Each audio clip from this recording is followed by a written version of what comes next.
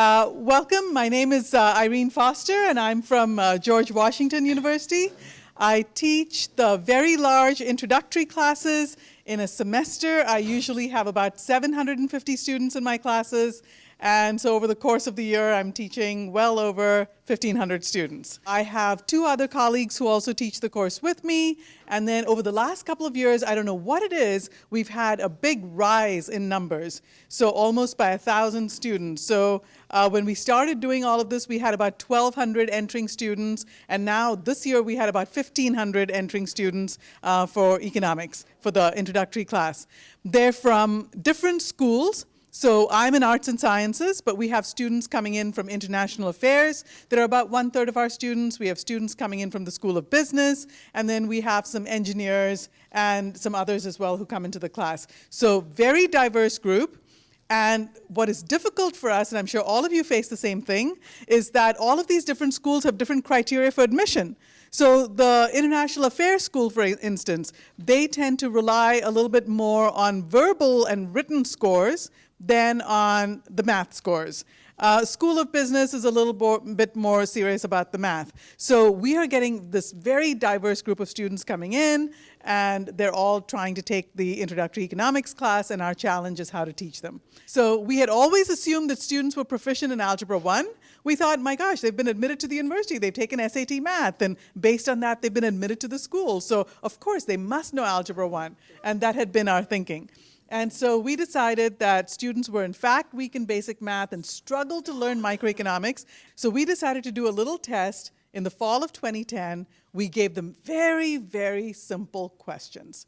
We asked them to calculate a percentage change. We said, here was the price of the product last year. Here's the price of the product this year. What was the percentage change in price?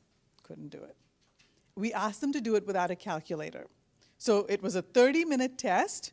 We gave them 20 questions, very simple questions. We kept the numbers very simple, just so that no one could say, oh my gosh, it was a big number. So all the numbers were single digits, or if they were double digits, they were 10 or 20, or something very easy to do. And half of the class failed. So the way we do it is, as soon as Blackboard opens up and we know who our list of students is, we send them an email even before classes start to let them know that there will be an algebra assessment. Please prepare for it. These are the questions you're going to be asked. You're going to be asked to do them without a calculator. So they have a good 2 to 3 weeks to prepare for it before they even come to school. And it was administered to about 1,300 students last year. There were 20 questions. We carefully picked them and divide them into 4 groups: algebra, arithmetic, algebra, geometry, and graphing. And so we have a few questions, about 4 or 5 questions of each type. It's 10% of the course grade. We would give them 4 opportunities to pass the test. So the very first week they came in, they would take it, and then we'd give them 3 other opportunities after that. So this was our way of kind of weeding out the group. As soon as some students even got our email at the beginning of the semester, they dropped the course right away. And then a few of them, after coming and seeing, after a couple of assessments, some of them dropped the course. So this was our schedule for fall of 2012. Week 1, they come in, and we give them the first assessment in the discussion section. We give them the second week. Anyone who didn't pass it, who didn't score 80%, failed. So the guys who pass it immediately get their 10%. They don't have to worry about the algebra assessment again. The other guys have to go for the math review. We have a couple of teaching assistants who offer a math review. It's a 2-hour math review. We very successfully used an online math instruction tool called ALEKS. It's ALEKS.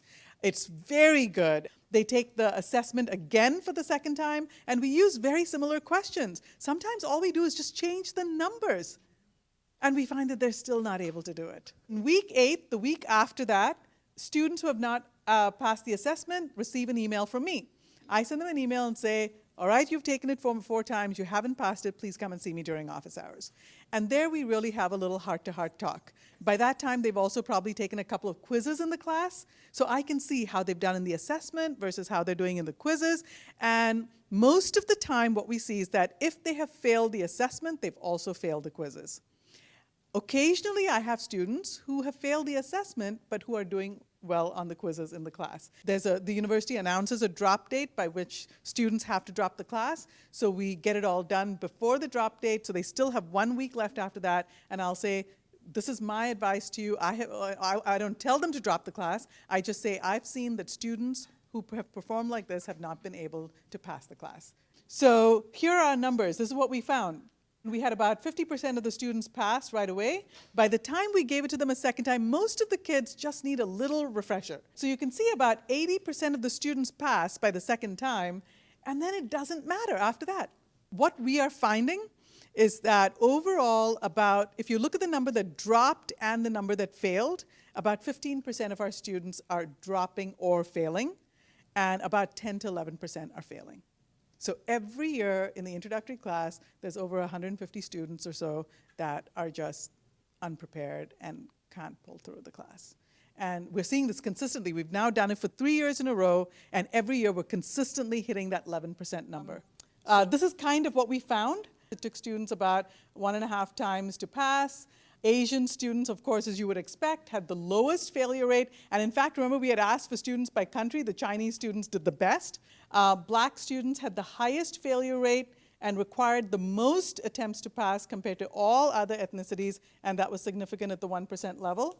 It took women longer to pass than it took men to pass. This surprised us. Students from private high schools took longer to pass, significant at the 5% level, with no significant difference in failure rate. And we have a few upperclassmen in the class, obviously because they had trouble with math initially. But the ones who come back had much higher failure rates than lowerclassmen. They're a little bit more motivated because they needed to graduate. You know, this is the class they should have taken in freshman year, they're taking it in senior year, and now they need it to graduate. This is an interesting slide.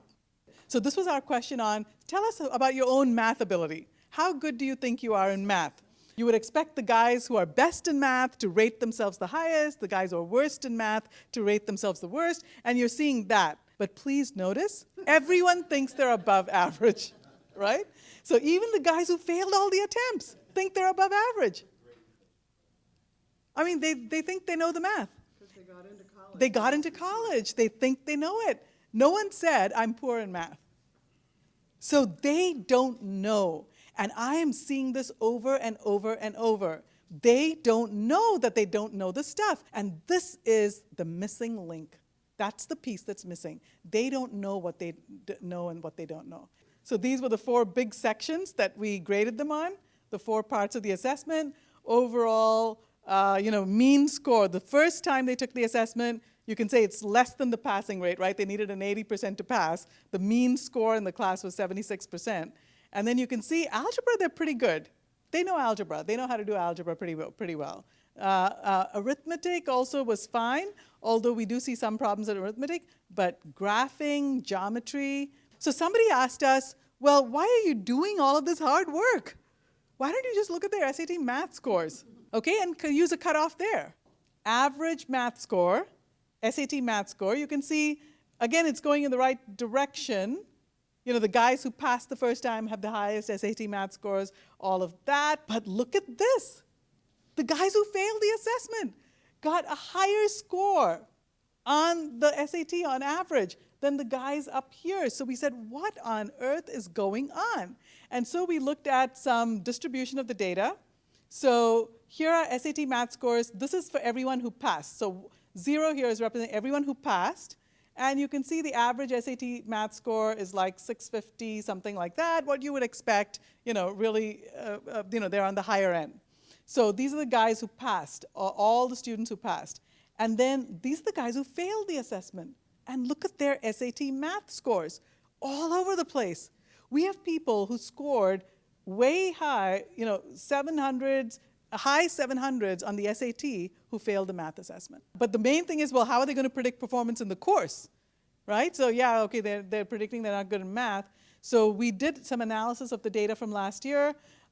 We saw that the algebra assessment has a significant impact at the 1% level on final exam scores. Sure enough, if we could tell you which one of those groups you were in, we could say you would be successful in the course or not successful in the course, and what kind of grade you got in the course. So it was definitely related. Fourth group and the fifth group weren't different. So whether you failed or whether you passed it the fourth time didn't make any difference. So this year we're only offering the assessment 3 times.